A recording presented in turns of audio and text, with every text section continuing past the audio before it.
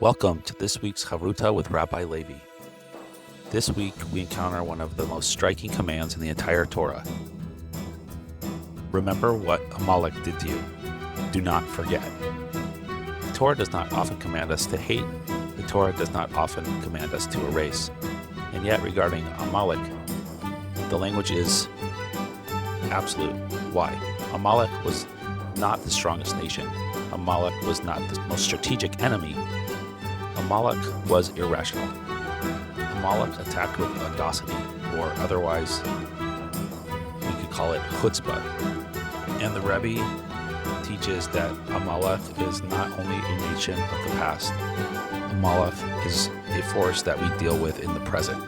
It's the voice that comes to us and cools inspiration, the force that dismisses revelation. It's the chutzpah that says, it's nothing, it's coincidence. It has nothing to do with God.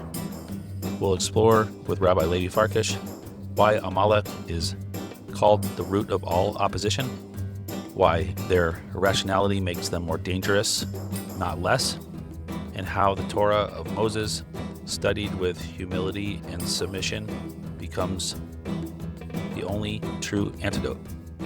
This is not just a historical battle, it's a daily one. Listen in while Rabbi Levi Farkash teaches this most valuable lesson. Let us begin. Good afternoon, everybody. Welcome to another wonderful Chavrusa session here, adapted from the Torah Insights on a part that talks about the story of the Amalekites and their brazenness to attack Israel.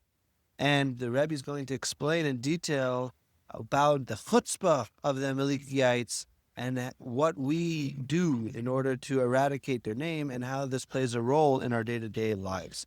Taking off in source 1, Exodus chapter 17, verse 8 through 13, Amalek came and fought with the Israelites in Rephidim. Moses said to Joshua, choose men for us and we'll go to battle Amalek.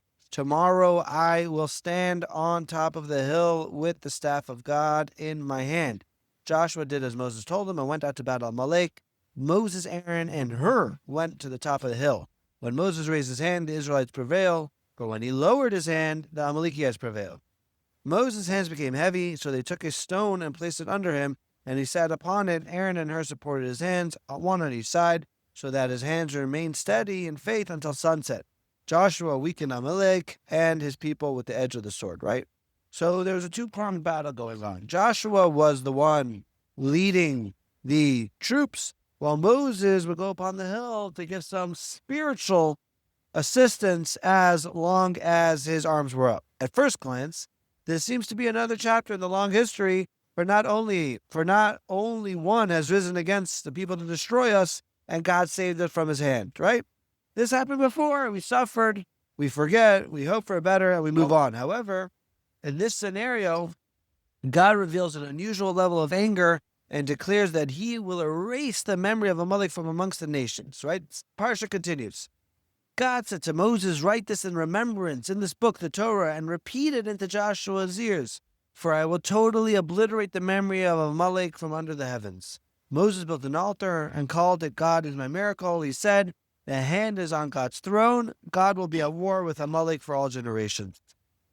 Fast forward to Deuteronomy, right? It says, remember what Amalek did to you on the way when you were going out of Egypt, when they chanced upon you and struck you down your appendage, all the feeble ones behind you while you were exhausted and wearied, and they had no fear of God. When God has given you repose from all your enemies around in the land that God is giving you as a territory to inherit, you shall obliterate the memory of Amalek from beneath the sky. Do not forget, right? There was a clear directive in Deuteronomy to make sure that the Jewish people forever obliterate the name of Amalek. We're just about to come in 2 weeks on the story of Purim, and it's well known that Haman himself was a descendant of the Amalekites, and some say many, if not most, of all the evil superpowers that wanted to destroy the Jews were also a descendant from Amalek, Hitler, Yamach Shemam, and so on and so forth. Says the Rambam, we are commanded to remember what Amalek did to us and how they instigated and hate them constantly.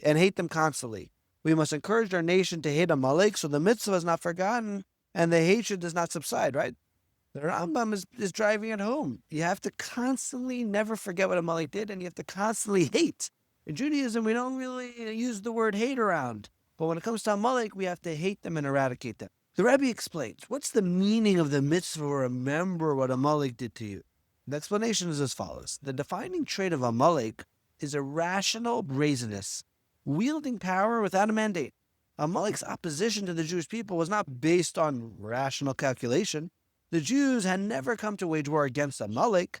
Unlike the 7 nations who had the concern of their coming to destroy us and possess our land, right? Other nations, they were worried. They knew the Jews were marching on towards Israel. But Amalek was not in that path. Rather, Amalek came to instigate a needless war on their own initiative, motivated by resentment of the Jewish people's greatness and of the signs and wonders of the exodus of Egypt and the splitting of the sea. Amalek possessed no special qualities, neither military strength nor wealth, or anything else. They were lowly and contemptible, not only in the eyes of others, but even in their own eyes. Nevertheless, they dared to rise and fight the Jewish people. This is something entire, irrational, and unfathomable, right? So there was 2 problems, right? The brazenness, the chutzpah that Amalek had to fight the Jewish people came into 2 folds. 1, they never had a cause, right? They just decided to fight for the sake of hatred. And the second one, they had no special advantage, right? They had no great army. They had no special king. Usually when you wage war, you have a thought that perhaps you could win the war, right? Out of a certain military strength or a fearless leader. They didn't have any, and yet they decided to wage war without calculation.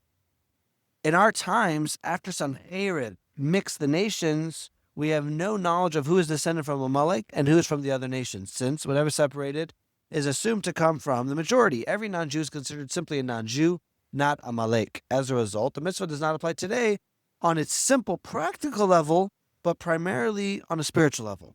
On that level, the 7 nations represent the negative forces that battled us in a rational way, arguments, temptations, justifications, but Amalek represents the negative force that fights without rhyme or reason, brazen defiance for no reason at all, right? So today, right, the nations of the world, everything's is mishkabel. There's a one big challenge. We don't know today who's a direct descendant from Amalek or who's not.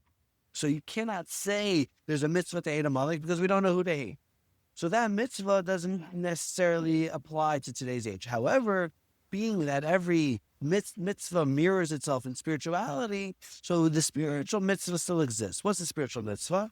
The 7 nations of the world that thought Israel with logic, with recognition, that represents the logical struggle of life, right? The temptation that comes from logic, that comes from the day-to-day necessities, the part that the Yetzer Hara tries to lead a person astray through the day-to-day life struggles.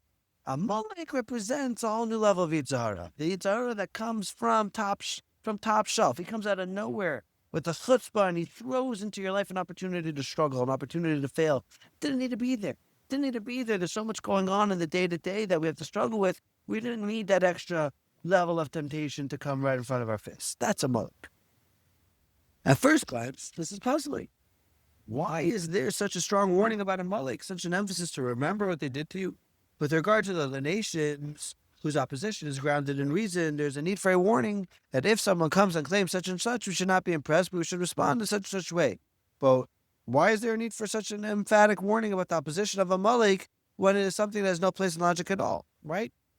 Seemingly, it would make more sense to concentrate the effort to wage battle against those that are logically coming at us from a logical, trying to shoot down our beliefs based on rationality, based on logic, and find the appropriate strength to countermeasure. And then if someone's going to come out of nowhere, you say, you're going to get away from me. Why is it that the emphasis is to specifically remember and to hate and to wage war against the irrational enemy, right? It should be easily to dismiss. An irrational enemy comes, you say, bye, we don't need to have this discussion. You're not coming at me based on logic. I don't need to deal with you.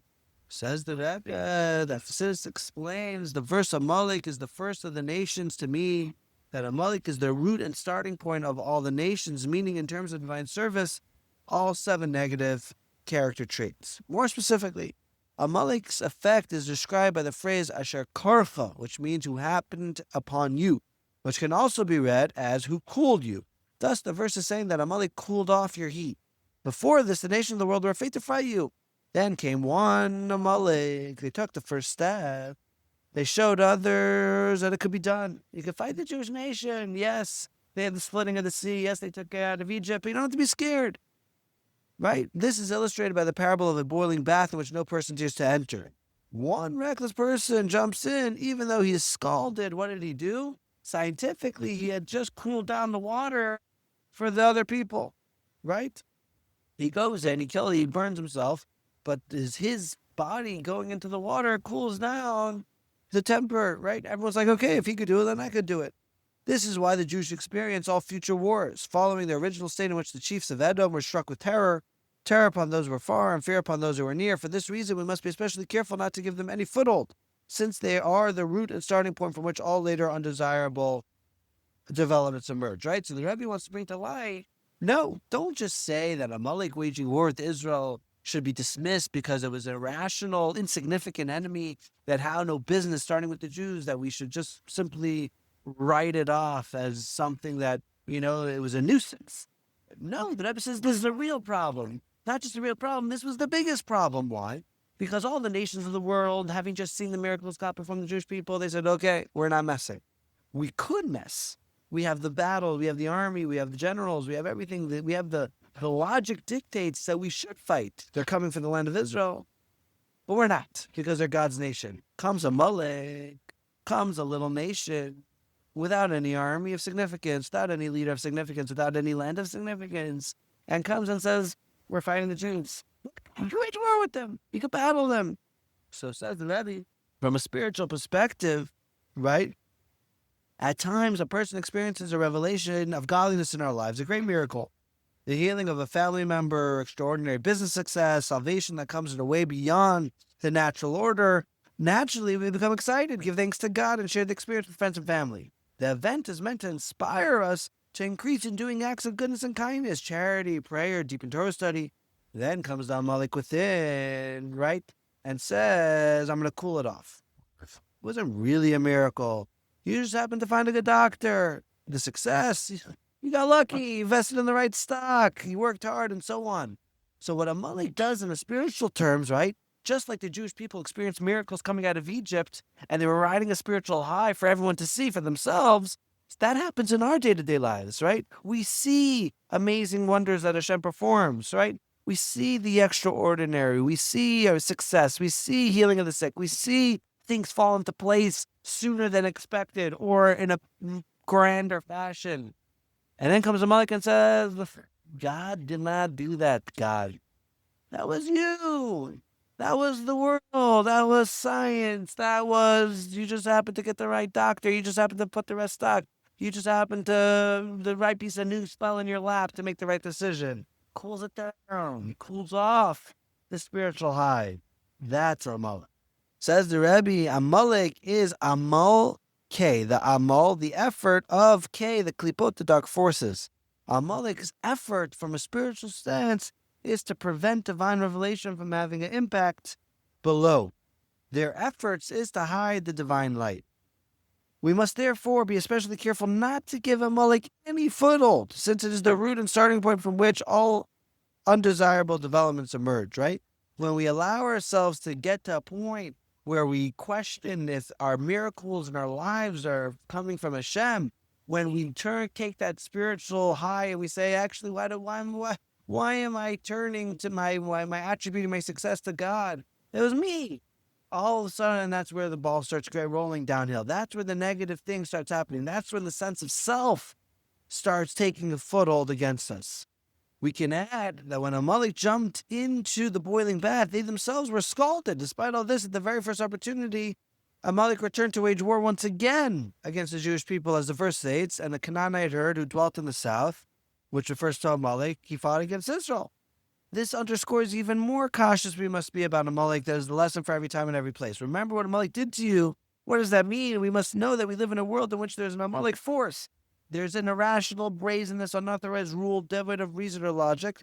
Even after it's scalded, even after it rears its ugly head and you say, shoot it down, you say, no, this was Hashem, this was spiritual, this was goodness. It comes back and it wages war again, and it wages war again, and it wages war again. What's the antidote, right? How do we ready ourselves How do we ready ourselves to go against Amalek, the Moses man? The antidote to Amalek is specified in the verse, and Moses said to Joshua, choose men for us. What is the meaning of choose men for us? Right? Initially we said it was to pick soldiers. Says the Rabbi, it's a whole new spin. The war with Amalek was fought by Joshua, as it says, and go into battle. In the singular, because Moses himself was on top of a hill praying to God. For this reason, it says choose for us in the singular. If so, why does it say men for us in the plural, right? The Alter Rebbe explains that to wage the war against Amalek, Moses' men are required. Moses' men are people who endeavor and ensure that all aspects of their conduct are in accordance with Moses' instructions, beginning with the study of the Torah, about which the verse states, remember the Torah of Moses, my servant. As mentioned above, the war with Amalek was fought in Rephidim, which alludes to Rafu Yedehem, weaken their hands, from the words of the Torah. The message is clear. By strengthening ourselves in Torah study, and especially by toiling in Torah study, the toil of Torah cancels out the toil of Amalek, right? Amalek attacked the Jewish people and they were in Rephidim. The sages explained that the word Rephidim is the root word Rafu, which means weakened, alluding to their having loosened their grip on the words of Torah. This shows that an Amalek-like force can strike us specifically at a time when we're not engaged in Torah. When we are disconnected and unanchored, this is a moment of weakness, a vulnerable state in which it is easier to pursue us, to harden our heart, to remain unmotivated by the divine revelation. Accordingly, the remedy for one who has been harmed by Amalek is to become a Moses man, to study the Torah of Moshe, to toil in it and follow its path. And then there's an additional cure to fighting Amalek: submission. In addition, there is also the precise word choice of remember the Torah of Moses, my servant. This refers to Torah study, which involves intellectual understanding, for it is your wisdom and knowledge in the eyes of the nations. Intellectual understanding requires that a person express and assert themselves, but at the same time, a feeling of self-nullification and submission is also required.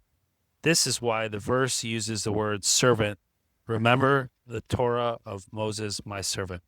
It is specifically through the self-nullification of Moses, my servant, that we reach true exaltedness, self-exaltedness, like a king without a crown, in a manner that transcends reason and understanding. This also leads to the obliteration of Amalek. This will first be achieved in the personal divine service of every Jew, and then, in the literal sense, with the coming of our righteous Mashiach. At that time, the promise of I will utterly obliterate the memory of Amalek will be realized, and the kingdom shall belong to the Lord. May it be very soon. So finishes the Rabbi that in order for a person to attain the full experience of Torah study, you have to submit, right? You have to submit to God, you have to submit to Torah. This realization, this recognition completely does not give space for Amalek to creep in. So what did we learn today? We learned from the story of Amalek, the seemingly unsuitable nation that chose to wage war with the Jews, a very powerful lesson. The Torah commands us that we're not allowed to forget what Amalek did, and we have a commandment to eradicate them from our daily existence. Now, the question is, from today's day, we don't have Amalek. We don't know who's Amalek, who's not, right? So therefore, the mitzvah doesn't apply. So what does it mean that we have the commandment to hate Amalek, to eradicate Amalek from our lives? The Rebbe says there's a spiritual Amalek. What's a spiritual Amalek? Just like the original Amalekites, what was their purpose? What was their intention? The Jewish people coming off a spiritual high, experiencing miracles, no one wanted to touch them. No one wanted to fight them. Came this significant nation of Amalek and said, we're going to wage war. We're going to show the nations of the world it's possible to fight these Jews who claim to have God on their side. Spiritually speaking, same thing. A lot of times we experience spiritual highs. We do mitzvahs, we learn Torah, we're presented with day-to-day miracles in our lives, and we could ride that spiritual high into the sunset and really commit ourselves to all goodness and kindness. Comes Amalek and says, no, the spiritual, the high that you're experiencing off some sort of miracle that impacted your life was not from God, right? We're going to show you it's from yourself, right? And this, right away, his job is cooling down the reaction of the spiritual high that you seemingly possess. And that's what Amalek is.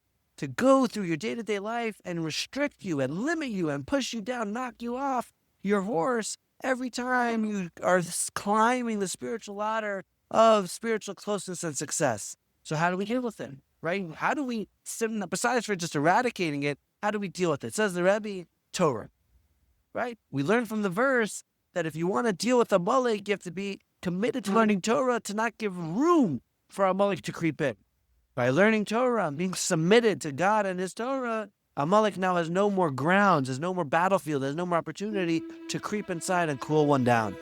May we merit the complete eradication of Amalek physically and spiritually, so that we have unlocked all the reservoirs of spirituality, goodness, and kindness of the coming of Mashiach.